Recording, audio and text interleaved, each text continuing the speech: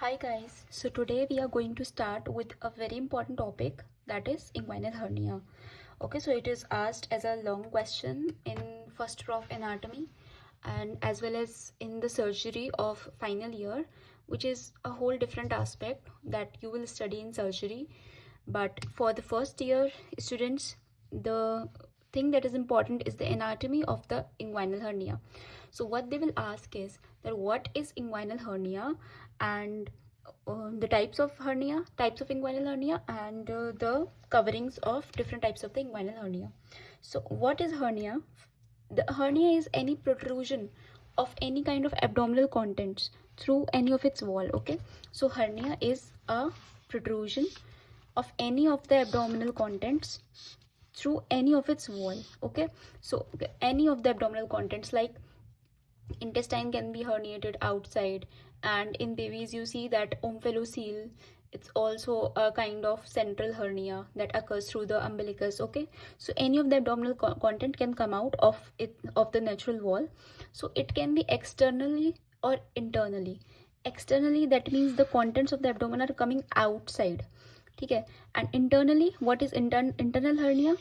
If a content is protruding in an area where in normal condition it shouldn't have been there. Okay, like we can call it as a no entry zone. Okay, so protrusion of intestine or omentum into the no entry zone within the abdominal cavity itself is called as an internal hernia. That is, it's not coming outside of the body, it's coming it's protruding inside the body only, but in an abnormal location, we can say. Okay, now we have inguinal hernia. So there is another kind of hernia, that is a femoral hernia, which is a different thing. Here we are here to discuss about the inguinal hernia only. So what is inguinal hernia? It is a protrusion of a loop of intestine through the inguinal canal. It is called as a inguinal hernia. So if a loop of intestine comes out through the inguinal canal, then it is inguinal hernia. Okay, now when it can be indirect or the direct inguinal hernia. Okay, so we will discuss the difference between the indirect inguinal hernia and the direct inguinal hernia.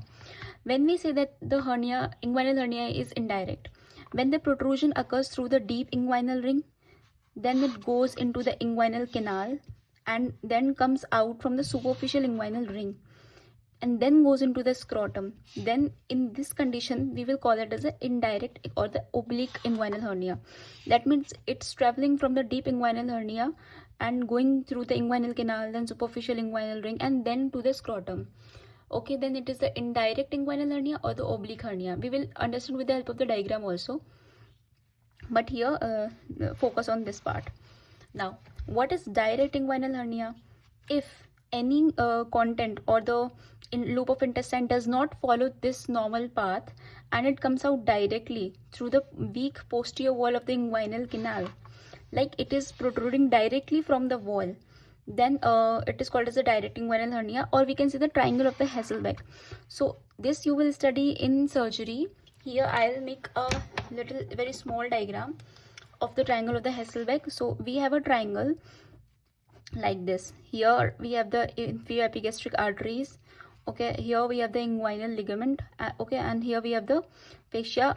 So if any hernia is coming out of this part, this triangle of the Hasselbeck, then it is called as a direct inguinal hernia. Okay, and if any hernia is not coming out of this triangle of the Hasselbeck, then it is called the indirect inguinal hernia. That means that hernia would have been coming through the normal path, that is a deep inguinal ring, then inguinal canal, or the superficial inguinal ring. Here I'll make a little diagram. This is the deep inguinal ring, then the hernia travels to the inguinal canal, then through the superficial inguinal ring it goes into the scrotum. Okay, so this is very little for your understanding only. Okay, now we have understood about what is indirect hernia and what is a direct hernia. So the direct hernia, it has a narrow neck. Okay, it has a narrow hernial neck, and therefore it occurs in babies, male infants and children. Okay, so here we will find this type of hernia. But the direct inguinal hernia has a wider neck of the hernial sac, so it is common in older men. Okay, now if a hernia has a narrow neck, which is the case of the indirect inguinal hernia, then it is more prone to the torsion or obstruction. Okay, so if a hernia has a narrow neck, then it is more prone to the obstruction, but if it has a wider neck, then it is less prone to the obstruction. So here I have made a table in which I have compared both these type of the hernias. Okay, so what is here, I have discussed about the indirect, and here I have discussed about the direct inguinal hernia. Okay, now what in the indirect inguinal hernia, it occurs through the partial or the complete patency of the processus vaginalis. So it is coming through the processus vaginalis. It is an invagination of the peritoneum basically, and if a hernia protrudes out of this, then it is called as the indirect inguinal hernia.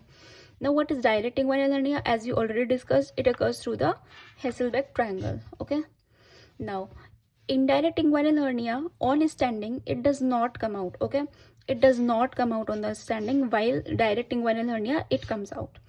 Now, as already discussed, indirect inguinal hernia has narrow neck and therefore obstruction is common here, and here it's opposite, that is obstruction not common because of the wider neck.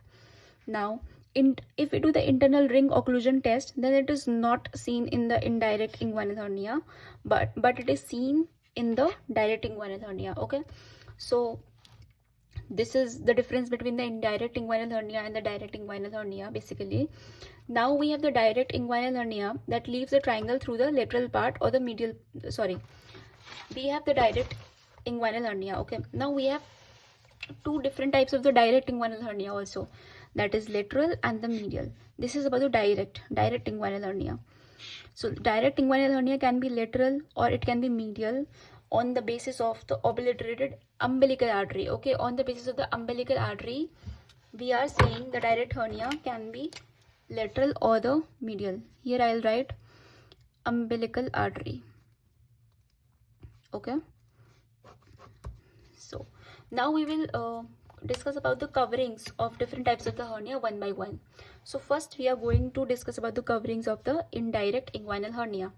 Okay, indirect inguinal hernia, what we learned that it was coming through the deep inguinal ring, then to the inguinal canal, and then to the superficial inguinal ring. Okay, and then it goes into the scrotum. So this is our scrotum.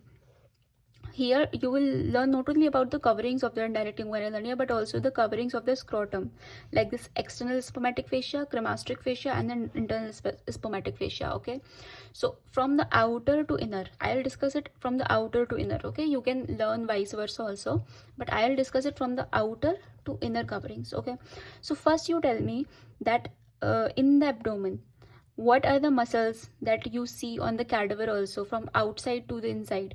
So first we see the external oblique muscle, then we see the internal oblique muscle, and then we see a fascia which is called as the fascia transversalis, and then comes the parietal peritoneum, right? So these are only the muscles of the abdomen.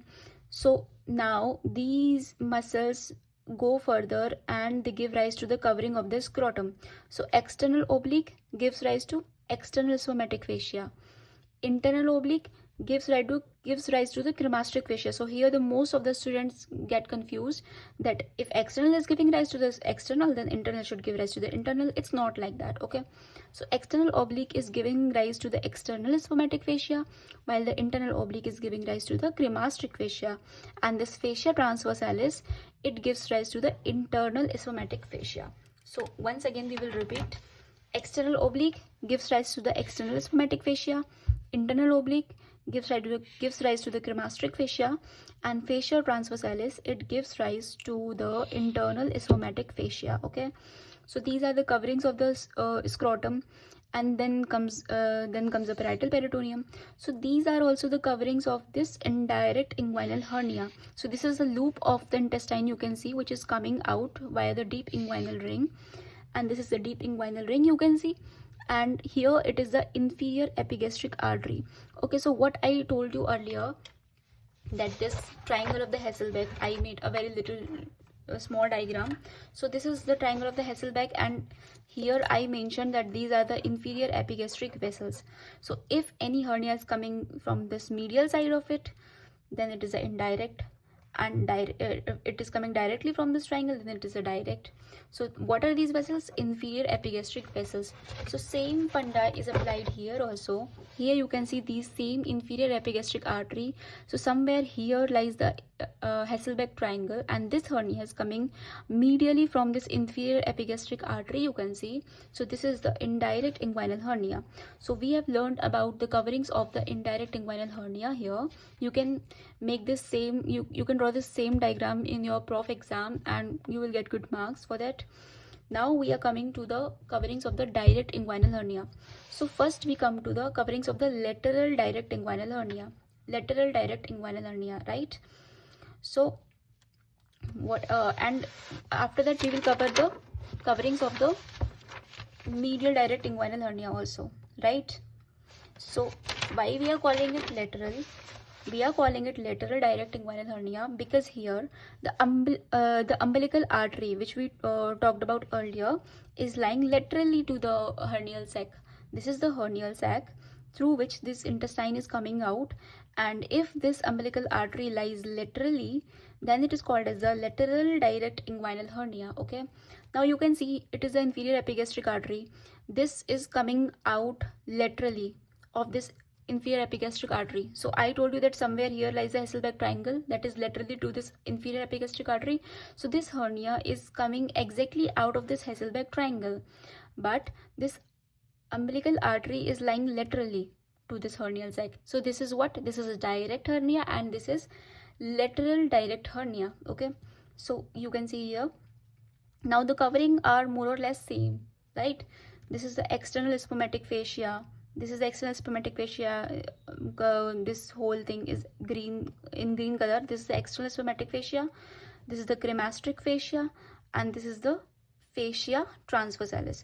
Okay, so once again, now here you cannot see what I wrote earlier. Now you repeat after me that which structure formed the external spermatic fascia? It was external oblique muscle. Which structure formed the cremastric fascia?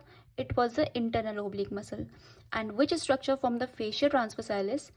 It was fascia transversalis, right? It was forming the internal spermatic fascia. But now you can see that this is not the internal spermatic fascia. Internal spermatic fascia ended up here only. So here it is fascia transversalis. Okay, so you will not write internal spermatic fascia as the layer of the direct inguinal hernia. You will write the fascia transversalis only. Okay, so these are the coverings of the lateral direct inguinal hernia. Now the coverings of the medial direct inguinal hernia are same, just this thing is opposite of this part. Okay, so this is, you can see here that this is, here you can see that this umbilical artery is lying medially to this loop of the hernia. So this is called as the medial direct inguinal hernia, right? Now we have this thing, these same coverings, like this is what? This is the parietal peritoneum. This is the fascia transversalis. Now here what you can see is, I can see a conjoint tendon. So what is conjoint tendon?